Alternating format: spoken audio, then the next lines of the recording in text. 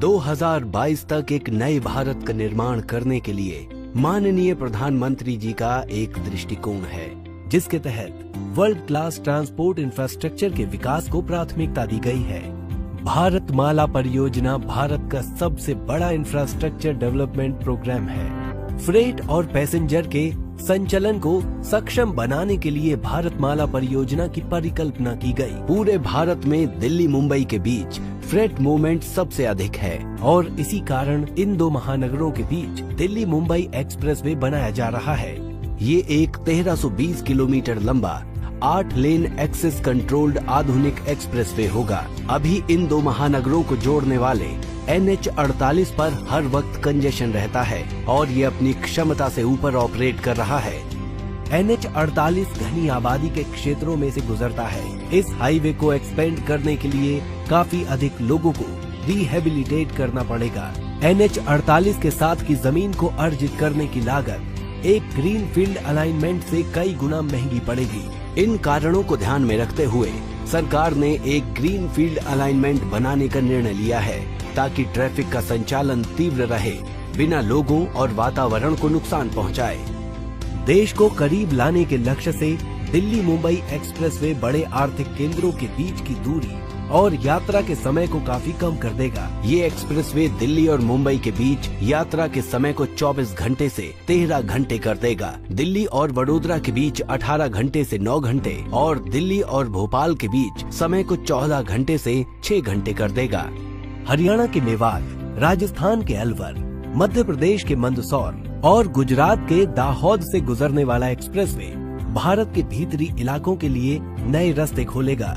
आधे घंटे के प्रति अंतराल पर एक्सप्रेसवे की सड़क के किनारे के साथ साथ वर्ल्ड क्लास वे साइड सुविधाओं और कार्गो सुविधाओं की योजना बनाई गई है, जो यात्रा के दौरान सड़क उपयोगकर्ताओं के लिए अधिकतम आराम प्रदान करेंगी। एक्सप्रेसवे एक क्लोज्ड टोलिंग प्रणाली के साथ उपयोगकर्ताओं के लिए अपने प्रकार का एक पहला अनुभव देने का वादा करता है, जिसमें मार्ग के उपयोगकर्ताओं को यात्रा के दौरान केवल एक बार एक ही टोल प्लाजा पर केवल यात्रा की जाने वाली वास्तविक दूरी के लिए ही टोल का भुगतान करना पड़ेगा।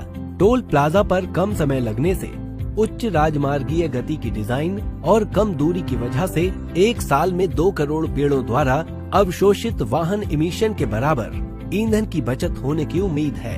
इसके अलावा पूरे एक्सप्रेसवे के साथ साथ 20 लाख नए पेड़ लगाए जाएंगे और एक्सप्रेसवे के हर 500 मीटर पर रेन वाटर हार्वेस्टिंग प्रणाली भूजल का रिचार्ज करेगी।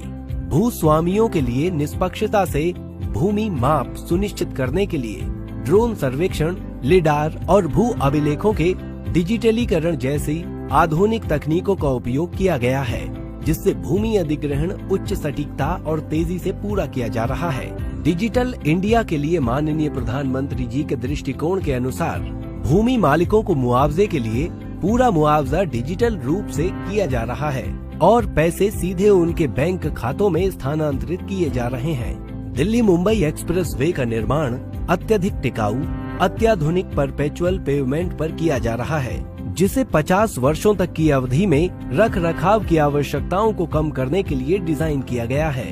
120 किलोमीटर प्रति घंटा की डिजाइन गति के साथ एक्सप्रेसवे डिजाइन देश में सवारी आराम और सड़क क्वालिटी के लिए एक नया बेंचमार्क स्थापित करेगा। पूरी परियोजना के लिए निर्माण की समय सीमा 3 वर्ष है और वर्ष 2022 तक इस नए एक्सप्रेसवे को यातायात के लिए खोल दिया जाएगा।